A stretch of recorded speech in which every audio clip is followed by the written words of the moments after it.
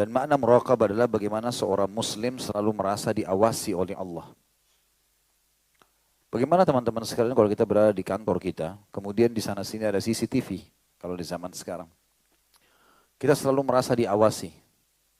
Mungkin CCTV itu ditaruh di kantor kita atau di ruangan kita ada satu atau dua. Dan bisa dilihat dari semua sisi.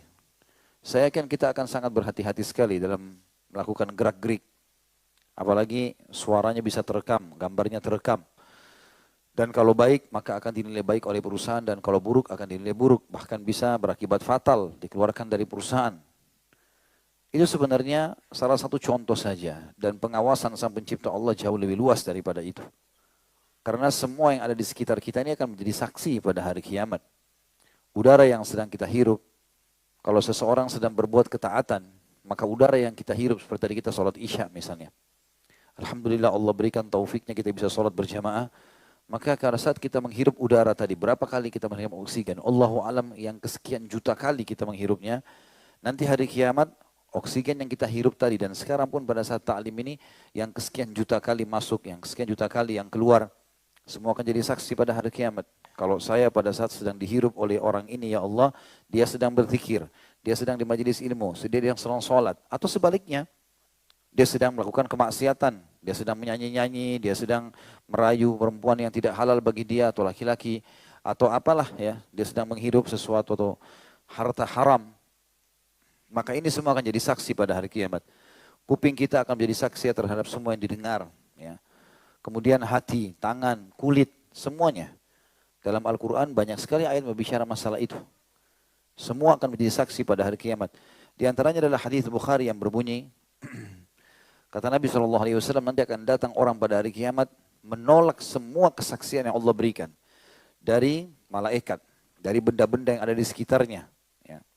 Udara, air, apalah cahaya, ini semua akan jadi saksi pada hari kiamat. Dia tolak semua, tidak ada ya Allah saya percaya. Baik siapa yang kau percaya? Diriku sendiri. Lalu Allah mengunci mulutnya dan Allah membuat seluruh anggota tubuhnya bicara. Matanya mengatakan, iya ya Allah saya melihat. Lalu diberikan kesaksian pada umur sekian di tempat ini, seperti ini rinciannya. Semua matanya memberikan data-data itu. Kalau HP kita bisa punya memori menyimpan teman-teman, bagaimana kita tidak yakin mata, telinga ini semua punya memori.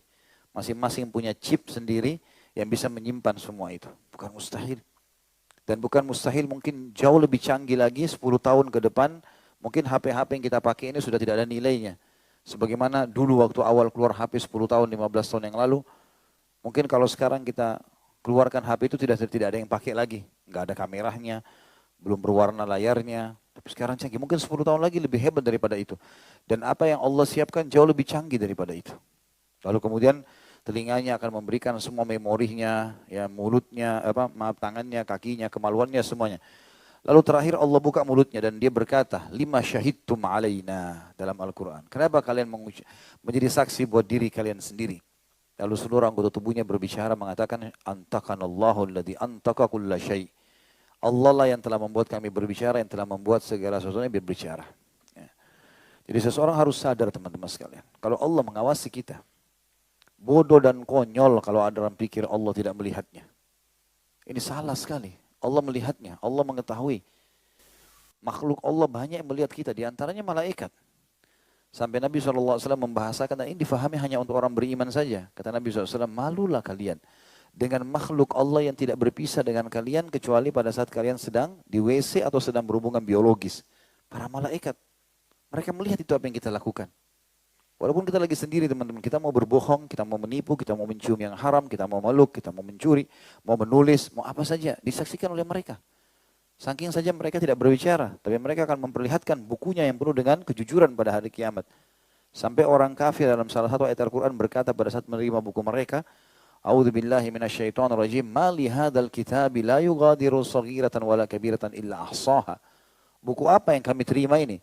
Benar-benar tidak membedakan mana yang kecil dan mana yang besar. Kata ulama tafsir, mulai dari dia jatuh dari rahim ibunya, tangisan pertama, kedipan mata pertama, gerakan tangan pertama, gerakan kaki pertama, denyut jantung pertama, sampai dia meninggal dunia, semuanya akan menjadi saksi dan dicatat semuanya. Tidak ada yang luput.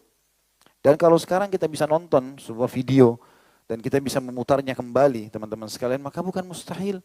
Buku amal itu bukan harus seperti buku ini. Tapi sebuah film yang bisa kita lihat. Nah, sebagaimana ada sebuah riwayat menjelaskan kalau orang di surga nanti dia akan mengatakan, ya Allah saya ingin melihat masa laluku. Maka diputarkan oleh Allah dari masa lalu pertama dia itu dari rahim ibunya sampai semua proses sampai dia mati. Seperti dia nonton sebuah film yang sebentar sekali. Maka dia mengatakan, oh cuman itu ya kehidupan saya dulu. Cuma seperti itu. Enaknya antum ini teman-teman sekalian, kita ini sebagai orang yang beriman, sudah dikasih bocorannya. Kok aneh dikasih bocorannya tidak mau diamalkan nih. Tinggal ikutin saja. Dan Allah bilang dalam Al-Quran, kalau sudah tahu ilmunya, mana halal, mana haram, nikmati halal, kerjakan perintah, tinggalkan larangan, Allah mengatakan, wa'bud rabbaka hatta ya'tiyakal yakin. Hatta ya'tiyakal yakin. Sembahlah Tuhanmu, ikuti saja petunjuk yang benar itu, nikmati halal, tinggalkan haram, sampai kau mati. Udah selesai, itu saja konsepnya kok. Gak usah peduli dengan apapun di sekitar kita, selama kita dalam keadaan benar. Mau olokan orang, mau gangguan orang, sudahlah anggap angin lalu gitu. Gak usah terlalu dipedulikan. Dan jangan mengkhayal teman-teman sekalian, untuk hidup di dunia tidak ada musuhnya. Kenapa kok saya sudah ikut pengajian, sudah ikut sunnah, tapi kok ada orang yang benci saya ya? Ya wajar, Rasulullah aja ada yang benci.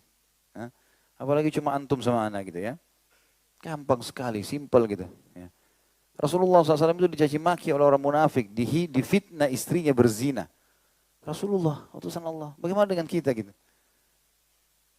Subhanallah, Dr. Ziyad memberikan nasihat, mau berdiskusi dengan saya pada saat beberapa waktu lalu beliau datang ke Indonesia. Beliau bilang, ya Khalid, kalau harapan setiap muslim selalu jempol orang begini ke dia, itu mengkhayal. Pasti akan ada yang giniin. Kan di medsos sekarang kan ada begini ya. Masa begini semua, orang nggak bisa milih yang begini gitu ya. Ya wajar itu. Tapi nggak usah pedulikan ya, selama kita benar ya. Selama kita benar jalan saja, karena pasti akan ada itu. Kalau para nabi-nabi saya tidak luput dari gangguan orang-orang seperti ini, apalagi kita gitu ya. Cuma tidak penting bagi kita itu, karena ada Allah SWT yang mengawasi. Dan Allah punya cara menyelesaikan masalah. Bayangkan teman-teman, pikirkan teman-teman baik-baik. Kalau kita yang mau menyelesaikan perkara kita akan pakai cara kita dan belum tentu berhasil. Tapi kalau kita kembalikan kepada Allah, Allah yang selesaikan aman. Antum makan, minum, tidur, jalani aja. Nanti selesai sendiri semua itu. Fitnahnya, gibahnya orang, utang tidak bayar. Nanti selesai semua. Itu lebih baik. Tenang-tenang aja. Rel kereta antum biarin jalan. Udah. Biarin aja mereka yang tertinggal. Oh ini sudah berarti tagih. Tidak mau dibayar. Ya sudah. Tawakkal Allah. Jalan hidup. Kehidupan jalan. Ya. Itu akan menjadi pahala buat saya. Jalan. Ada orang gibah. Nasihatin. Oh berarti Allah lagi mau lipat gandakan pahala nih. Kan enak terima transfer pahala kan. Dia yang setengah mati sholat malam, kita yang dapat pahalanya, enak sekali itu. Tapi jangan balas keburukan dengan keburukan, senyum aja. Ya. Kalau ini dijalankan insya Allah awet muda, nggak ada rambut putih itu. Ada sih, tapi tidak banyak. Jadi mestinya kita murakabah teman-teman sekalian. Murakabah ini salah satu hal yang harus ada dalam diri seseorang muslim. Dia tahu selalu diawasi oleh Allah dimanapun dia berada. Dan ingat, pada saat puncak datangnya godaan untuk maksiat, di situ puncaknya murakabah Allah di situ. Hati-hati. Kata Umar bin Khattab, ketahuilah sebelum matamu tertuju kepada sesuatu yang haram, ketahuilah bahwasanya Sang Pencipta yang mengawasimu lebih dulu mengawasi matamu yang akan melihat itu. Sebagian ulama salaf berkata, jangan kau lihat kecilnya dosa yang sedang kau langgar, tapi lihat siapa yang sedang kau langgar. Sekali lagi, jangan lihat kecilnya dosa itu. Cuma lihat saja, cuma dengar saja. Jangan lihat itunya. Lihat kepada siapa yang kamu langgar. Yang sedang kita langgar ini Sang Pencipta. Gak bisa main-main. Memang betul dia maha penyayang, maha pengampun. Tapi dia juga keras siksaannya. Ya. Maka harus kita hati-hati. Daripada kita mengharap Allah memaafkan kita, lebih baik kita berharap Allah tambahkan rahmatnya. Kan lebih baik ya. Walaupun sebenarnya kita berharap diampuni dosa adalah salah satu ibadah. Tetapi teman-teman sekalian, daripada kita berbuat dosa lalu berharap Allah maafkan, lebih baik kita sekaligus beramal soleh yang kita tambah lipat gandaan pahala kita. Bisa difahami ini? Ya. Jadi jangan luangin waktu. Saya sudah berapa kali ulangi, renungi itu. Dosa bukan untuk dicoba. Dosa untuk apa? Diketahui dan dijauhi. Kan gitu. Bukan untuk dicoba, gak usah kita tahu. Gak usah coba-coba, gak perlu. Saya mau coba itu zina, enak gak? Gak usah. Nikah saja. Ya, ada jalannya. Saya mau coba tuh babi enak gak? Gak enak, gak usah. Gak perlu coba. Ya, sudah tahu itu mukanya begitu, suaranya begitu, sudah. Udah cukup, udah tahu, udah selesai. Gitu. Gak usah dicoba. Ya. Dan kalau ada orang mengatakan tidak apa-apa, coba yang penting punya pengalaman, itu dia, perkataan yang salah itu teman-teman.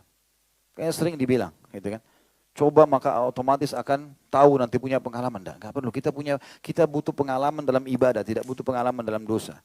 Udahlah, jadi generasi Rabbani, generasi yang bergantung pada Sang Pencipta Allah. Karena ini makin pekah nanti, maka makin terasa kedekatan dengan Allah teman-teman. Coba amalkan itu, terus saja istiqomah. Terutama sekali lagi kalau puncaknya ada kesempatan buat dosa, lagi bergejolak mau buat dosa, tahan. Tahan, enggak, saya sabar, alihkan. Kalau tergoda betul, wudu, tidur, bawa ke tidur. Biar hari esok sudah datang gitu, tinggalkan. Sampai kata Nabi SAW, kalau seseorang melihat pada lawan jenisnya, kemudian dia turunkan pandangan matanya, maka Allah tanamkan kenikmatan iman dalam hatinya sampai hari kiamat. Di sini perhatikan kalimatnya, bukan sampai dia mati. Sampai hari kiamat artinya dia akan terus bersyukur kepada Allah. Kenapa dulu dia sempat tidak lihat lawan jenisnya yang haram itu. Sampai begitu, sampai hari kiamat dia bersyukur kepada Allah. Walaupun dia sudah mati nanti di timbangan amal menuju ke surga. Alhamdulillah dulu saya nggak lihat. Kan gitu. Dan setiap kali kita mau buat dosa teman-teman sekalian, tanya kalau saya tidak buat kenapa? Selalu ingat kata-kata itu ya. Saya lagi nyusun sebuah tulisan, mudah-mudahan Allah mudahkan, judulnya Kaidah Hidup. Jadi kaidah hidup ini dari pengalaman yang saya lihat, selama saya hidup, coba saya jalani. Oh ternyata kalau seperti ini, teori syar'inya, nanti hasilnya akan seperti ini. Dan memang betul seperti itu, teori syar'i tidak pernah meleset. Gitu kan. Dan setelah, coba saya susun beberapa hal, nanti ada dalam etos kerja, ada dalam rumah tangga, ada dalam mengingat Allah, berhubungan dengan Allah. Itu luar biasa. Di antaranya seperti misalnya, saya waktu itu lagi duduk berpikir, di mana sebenarnya titik kenikmatan perjuangan. Kalau orang lagi dakwah, orang lagi belajar, orang lagi mulai bekerja, orang lagi mulai berumah tangga. Di mana titik perjuangannya, kenikmatannya? Ternyata kenikmatan perjuangan berada di pertahanan. Jadi bukan bagaimana kita memulainya, tapi bagaimana kita mempertahankannya. Seperti orang berumah tangga misalnya. Bukan bagaimana kita memulainya, karena kita memulai ada teori syari ikuti selesai. Tapi bagaimana kita mempertahankan dengan suka dukanya. Untuk menjadi juara satu di kelas gampang, tapi bagaimana mempertahankan tetap juara satu, itu perjuangan di situ. Di situ hakikatnya, gitu kan? Jadi hakikat kenikmatan perjuangan ada di masalah memperjuangkan atau mempertahankan. Pertahanan ini yang penting, gitu. Bagaimana? Bukan kita bilang pernah dulu saya sholat malam, itu dulu sudah dicatat oleh malaikat aman, gitu kan? Tapi sekarang bagaimana mempertahankan supaya setiap malam buku amal kita tertulis sholat malam. Itu yang penting. Mempertahankan itu yang penting. Di situ perjuangan yang sebenarnya. Makanya orang kalau satu kali juara satu, dia pertahankan juara satu itu susah sekali. Di situ perjuangannya, puncaknya di situ. Dengan suka dukanya tentunya.